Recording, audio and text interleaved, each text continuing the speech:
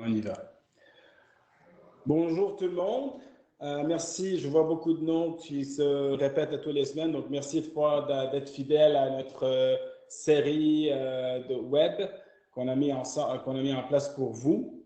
Alors, aujourd'hui, j'ai le grand plaisir de parler d'un sujet. On va élaborer d'un sujet qui est quand même un peu plus exigeant en termes d'attention. C'est sur un sujet qui, ça fait plus qu'une dizaine d'années qu'on en parle, de comment vraiment décoder notre portefeuille et notre bureau en le ramenant tout simplement numérique. Donc aujourd'hui, on va vraiment passer à travers 30 minutes, comme d'habitude, avec un contenu qui sera livré par un membre d'une équipe que je vais présenter sous peu. Alors, encore une fois, on fait toujours face à cette situation de COVID-19 qui ne disparaît pas. Et aujourd'hui, plus que jamais, on voit du monde qui ont mal, surtout quand je dis le monde, des business, des compagnies, parce qu'ils n'ont pas nécessairement accès à des informations extrêmement importantes pour leur organisation. Puis aussi que le fait qu'ils n'ont pas accès à leur bureau, puis que plein de leurs procédures internes sont manuelles. Alors, comment on va passer? On va passer à travers aujourd'hui un discours, un topic qui est quand même assez intéressant, qui va nous aider à mieux comprendre qu'est-ce que ça prend pour vraiment passer à travers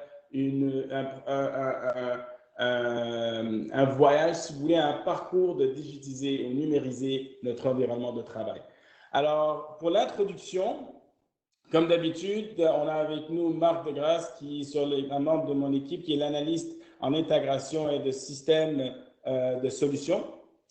Bien sûr, aujourd'hui, on a une personne qui est un membre de mon équipe qui est certifié ECM par AIM, Sam Drissi, qui va passer à travers le contenu aujourd'hui. Donc, pour faire changement, je vais pouvoir mettre sur mute et relaxer un tout petit peu pour vraiment prendre le temps à vraiment lire vos questions et de préparer pour ces questions-là. Et bien sûr, moi-même, Karim Hadi, directeur national des solutions pour Konica Minolta Canada. Alors, encore un petit reminder pour les règles du jeu. Donc, s'il vous plaît, entrez vos questions dans la section de questions et réponses au fur et à mesure. Donc, si vous avez des questions, n'hésitez pas, mettez-les là. Je sais que quelques-uns d'entre vous ont une préférence d'aller dans le chat box. Il n'y a pas de problème. Je vais garder un œil là-dessus aussi. Mais c'est très important de poser vos questions à fur et à mesure pour qu'on puisse vraiment, quand on arrive à la phase de questions et réponses, d'avoir assez de questions, de pouvoir vous répondre à temps et comme notre objectif, comme d'habitude, c'est de terminer en moins de 45 minutes maximum. Finalement, n'oubliez pas qu'il va y avoir un lien avec la séance enregistrée qui vous sera fournie ultérieurement. Alors, après la brève introduction, Sam, s'il te plaît, le show est à toi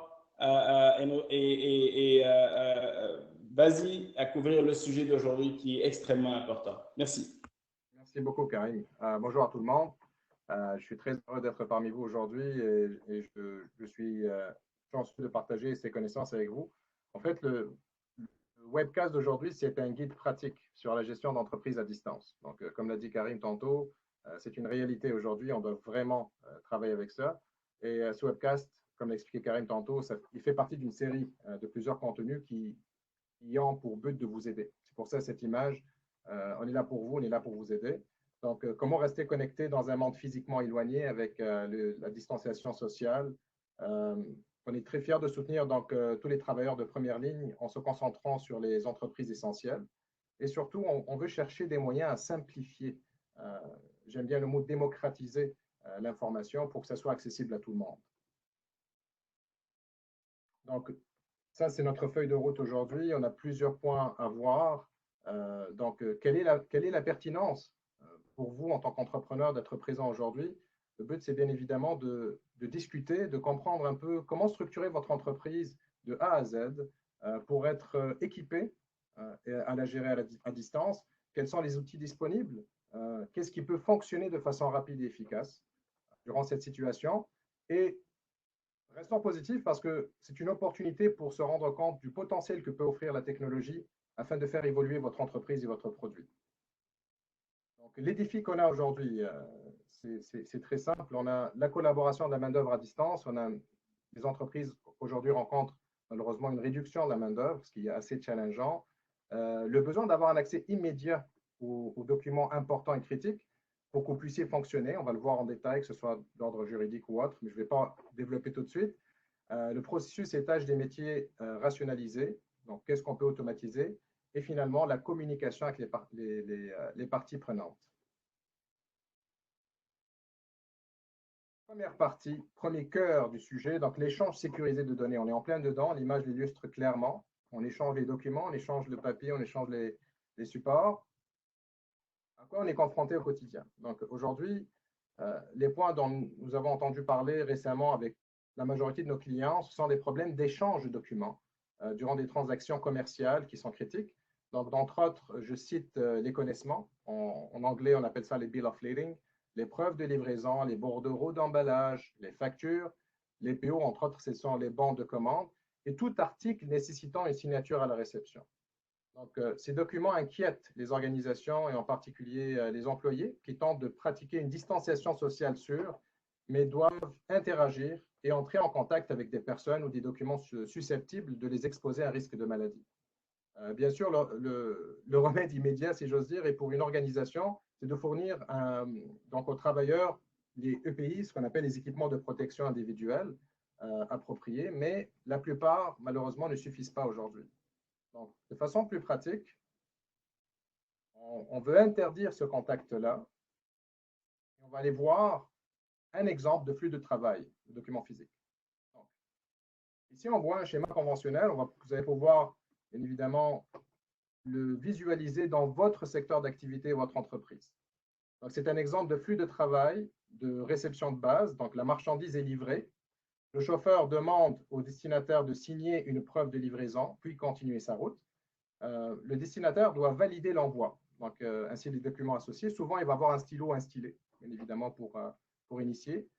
On voit toutes les étapes une par une. Une fois la marchandise reçue, donc les preuves de livraison et les bordereaux d'emballage sont compilés et remis au compte fournisseur ou déposés dans une boîte de réception.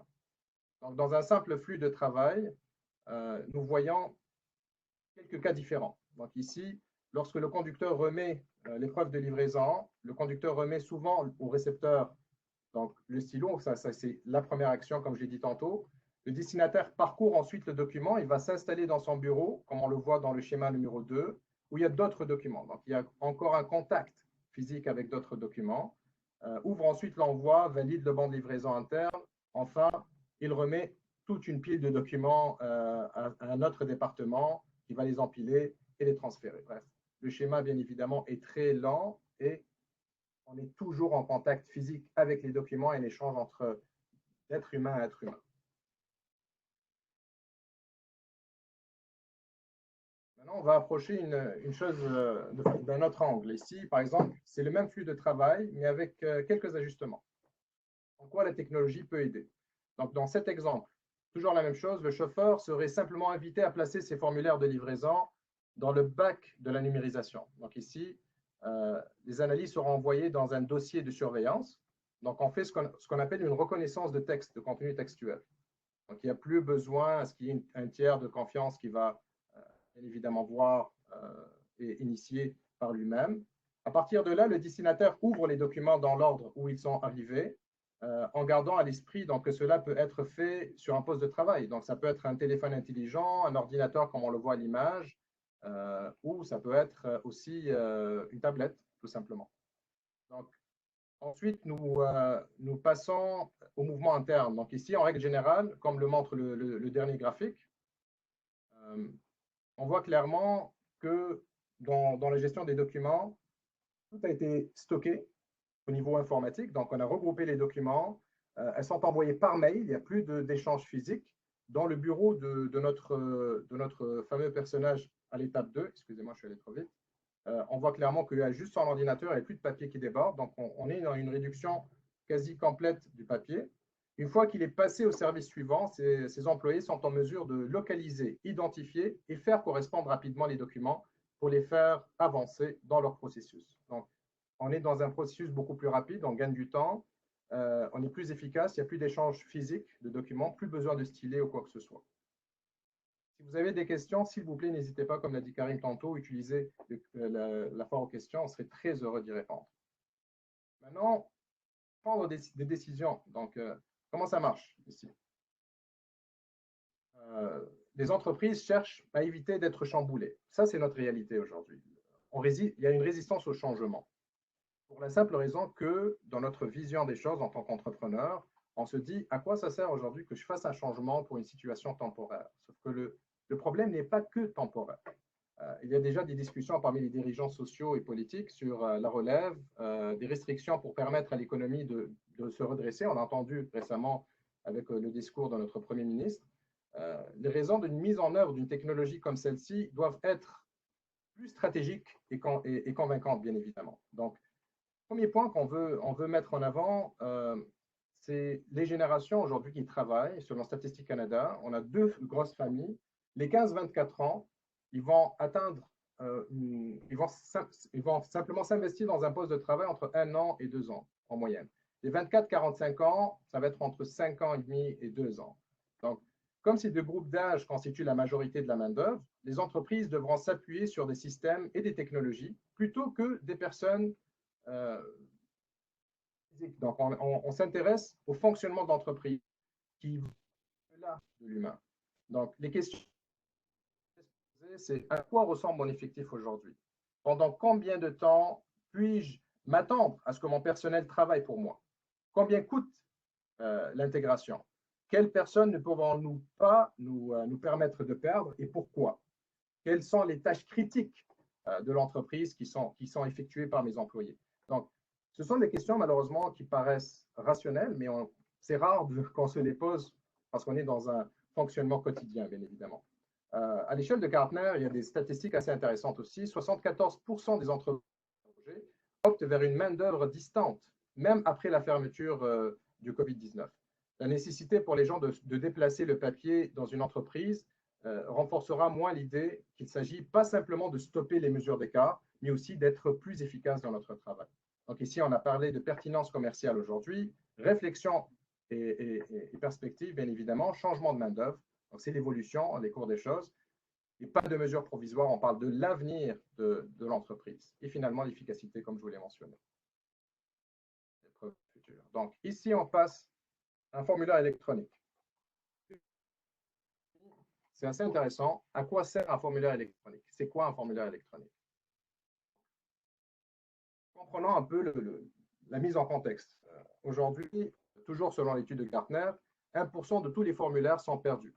Le temps nécessaire pour recréer un formulaire dans une entreprise comme la vôtre, c'est en moyenne 60 minutes. C'est un coût de $250. Je vous laisse faire le calcul.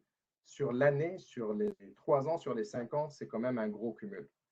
Le coût aussi pour remplacer un formulaire perdu, c'est environ $250. Donc, il y a aussi 3% de tous les formulaires sont mal placés. Donc, on a du mal à retrouver les informations. C'est en moyenne 15 minutes de recherche. C'est pour ça qu'on a cité donc les formulaires avec erreur, les méthodes de traitement, les transcriptions des formulaires. Toutes ces actions-là constituent l'entrée des données en entreprise, entre autres. Donc, où se situent les formulaires? Ici, on vous donne des exemples pratiques. Par exemple, dans un domaine de fabrication, ça peut être les certifications de la formation des employés, les inspections de sécurité, les demandes de changement de documents. Dans le service à la clientèle, ce qu'on voit fréquemment, ce sont les formulaires d'enquête, les demandes de garantie client ou simplement les requêtes clients. Soins et santé, quand vous allez voir un médecin ou un dentiste, vous avez un formulaire à remplir. Les formulaires, vous voyez, ils sont de partout, les tests de laboratoire entre autres. Et finalement, demande informatique, ça peut être du matériel ou des logiciels. Prenons un cas pratique pour bien comprendre comment ça fonctionne. Ici, par exemple, on veut comprendre comment ça marche. En réduisant le temps nécessaire à un employé pour trouver, gérer et remplir les formulaires, qu'est-ce qui se passe? Il va être plus efficace. La fameuse loi de Pareto, qu'est-ce qu'elle dit? Elle dit que 80% de notre temps va souvent rapporter que 20% à l'entreprise. Ou de façon efficace, il faut qu'on travaille à inverser cela. Dans cette situation précise, ce qui se passe, c'est qu'initialement, le retour sur investissement peut être facilement mesuré en examinant les éléments et les étapes qui sont complètement éliminés parce qu'on va éviter éviter la saisie, éviter la perte de temps grâce à eForm, entre autres, qui est un formulaire intelligent. L'impression, le stockage, l'expédition et la maintenance des documents papier sont un coût facile à calculer aussi.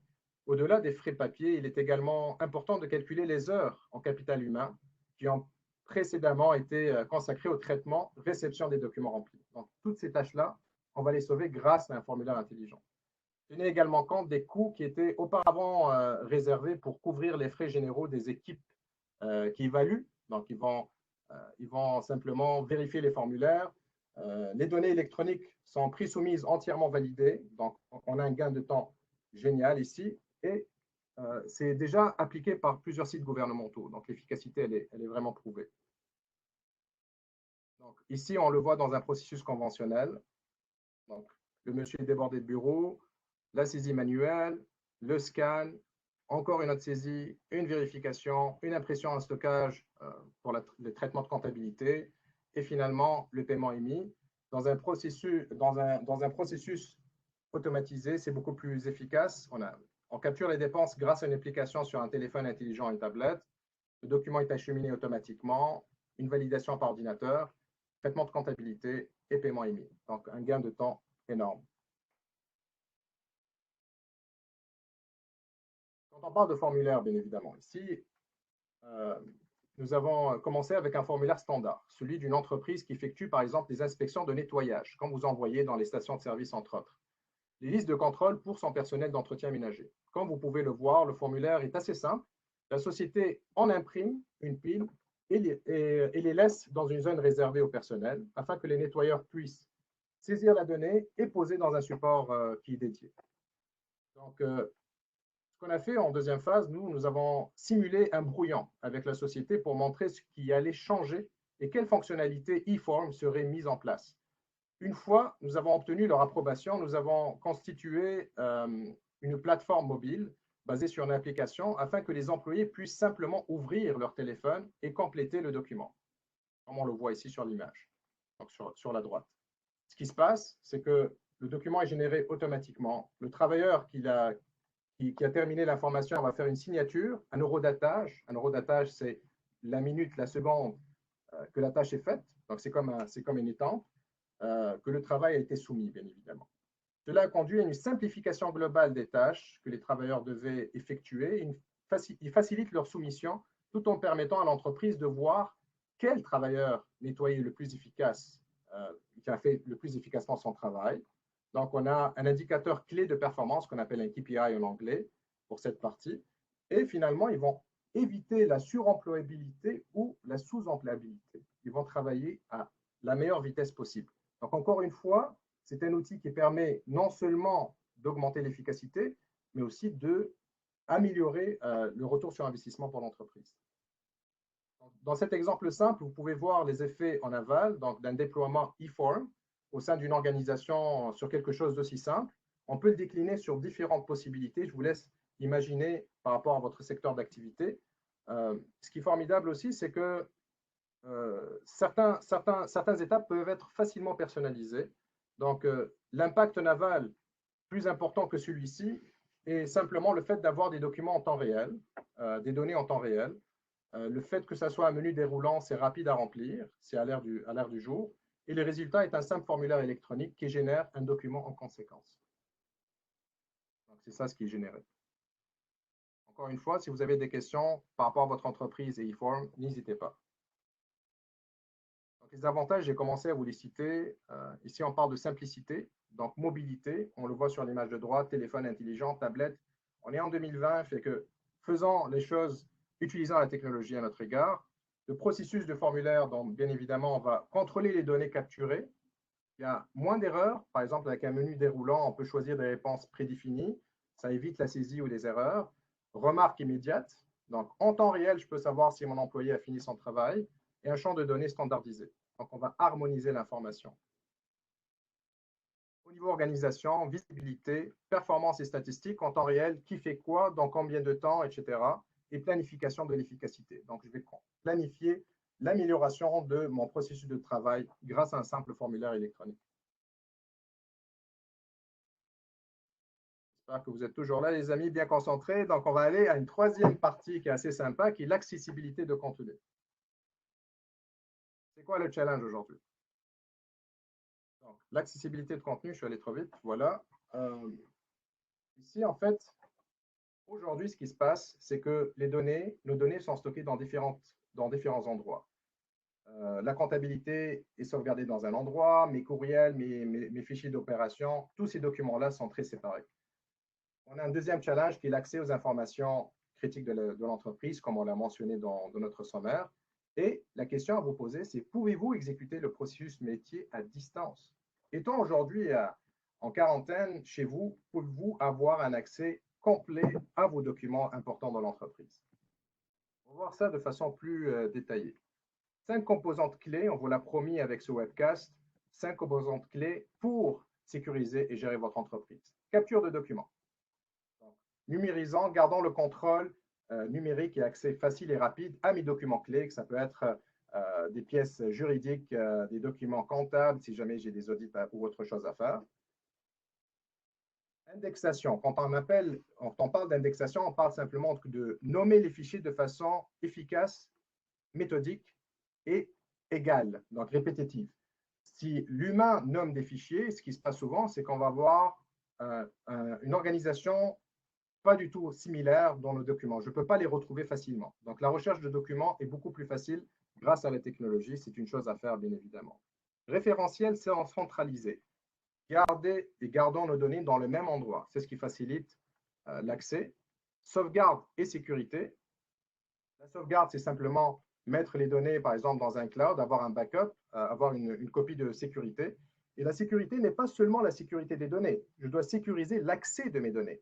L'équipe de direction n'aura pas accès au même type de documents que mes employés n'auront pas accès aux mêmes documents que ma direction, etc., etc. Et finalement, automatisant le processus de travail, en anglais on appelle ça le workflow. Donc, comment réduire le temps de travail, entre autres avec des solutions comme on a vu dans la présentation précédente. On va aller creuser un peu plus si vous voulez bien. J'aime bien ce geste, comme on le voit dans la plongée sous-marine. Yes, tout va bien. Quels sont mes points à voir? Donc, je dois d'abord lister les départements par ordre d'importance. Ce qui se passe souvent dans nos entreprises à Montréal, au Québec, même de partout dans la planète, c'est qu'on a plusieurs départements condensés. Prenons 40 000 pieds d'altitude et analysons la chose de façon bien mesurée, bien évidemment. Il est conseillé aussi d'effectuer un sondage des principaux intervenants, ce qu'on appelle les champions. Une entreprise ne peut pas exister sans ses employés. Les employés ne pourront pas exister s'il n'y a pas de clients satisfaits. Tout est lié. Adressons-nous à nos champions, donc ces employés qui font tourner l'entreprise, et interrogeons-les sur le goulot d'étranglement.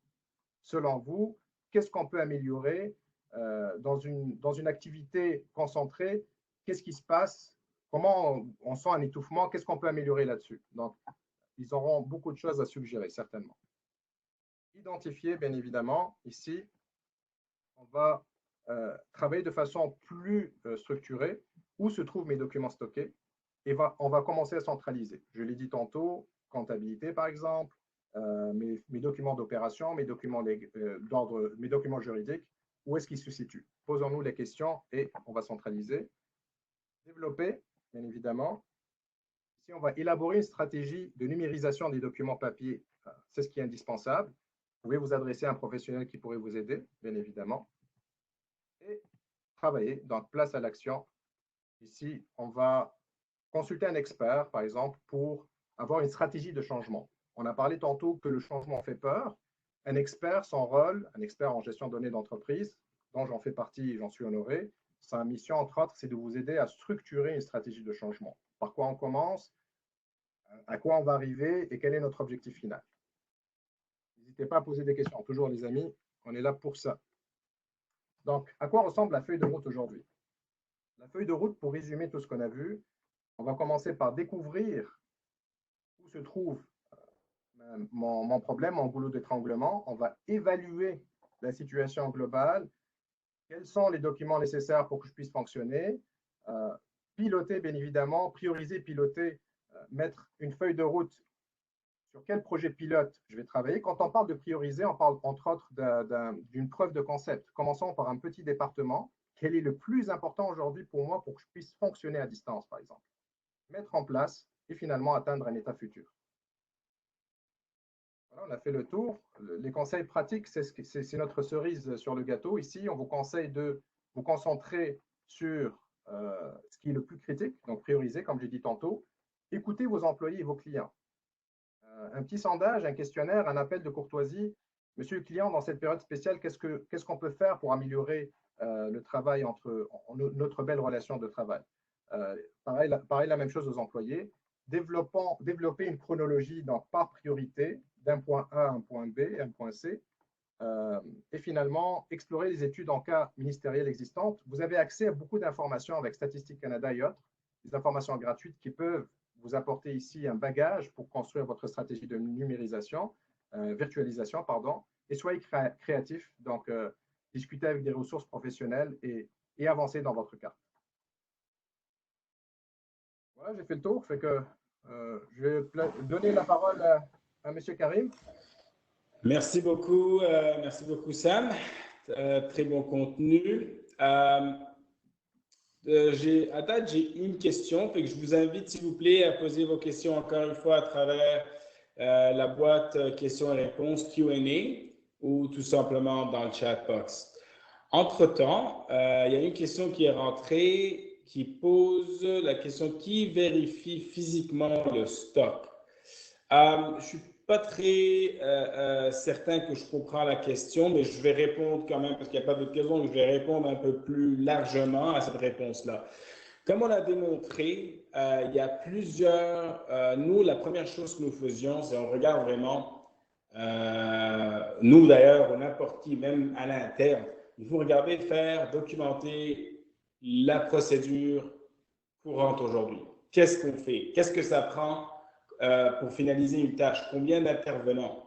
Après avoir vraiment mis en place ou vraiment pris note de toutes les étapes, c'est là où est-ce que nous, on rentre avec les logiciels que nous avions, dépendant c'est quoi l'ultime objectif de l'organisation, mais c'est de vraiment d'essayer le plus possible de minimiser ou d'éliminer les procédures manuelles qui peuvent causer des problèmes.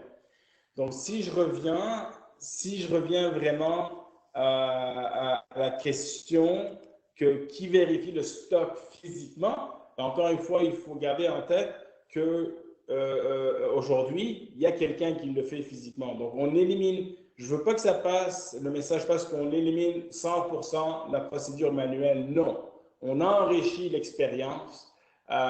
Tous les détails ou les phases qui exigent beaucoup de temps, nécessaire qu'on a des logiciels aujourd'hui qui font facilement. Et c'est vraiment ça qu'on cherche à éliminer et améliorer. Alors, ceci dit, qui vérifie le stock aujourd'hui, ça reste à déterminer qui le vérifie aujourd'hui. Est-ce qu'on a besoin de le vérifier? Si oui, ben, on travaille avec les organisations et les compagnies pour pouvoir mettre ça en place.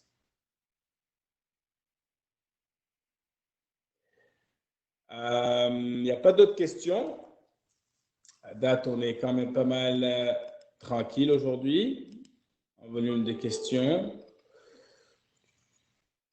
Alors, ici, je vais garder quand même la ligne ouverte pour vous donner la chance de poser d'autres questions.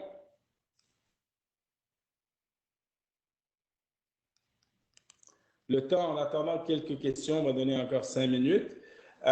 Encore une fois, plus que jamais aujourd'hui, on a besoin de regarder, de revisiter notre stratégie.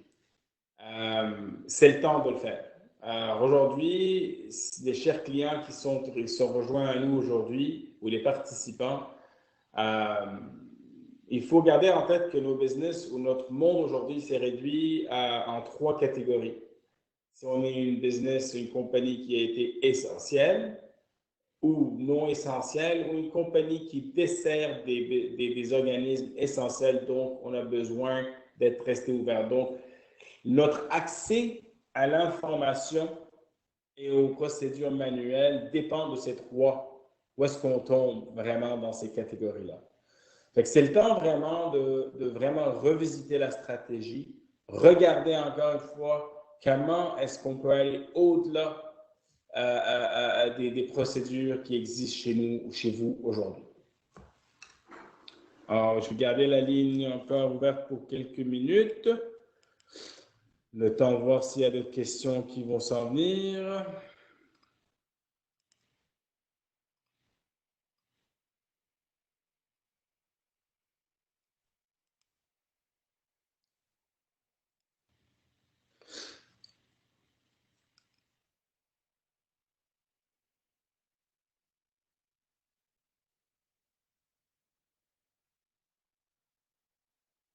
Il n'y a pas grande question qui rentre, fait qu'on va, encore une fois, n'hésitez pas, si vous avez d'autres questions, vous avez pensé à d'autres choses, n'hésitez pas de nous poser nos questions directement,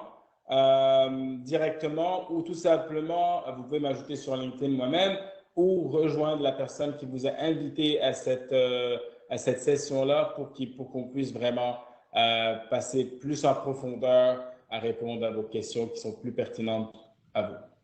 Avec cette note-là, merci tout le monde pour avoir fait partie de notre session d'aujourd'hui. Je vous souhaite vraiment une très belle journée et restez safe, s'il vous plaît. Merci. Au revoir.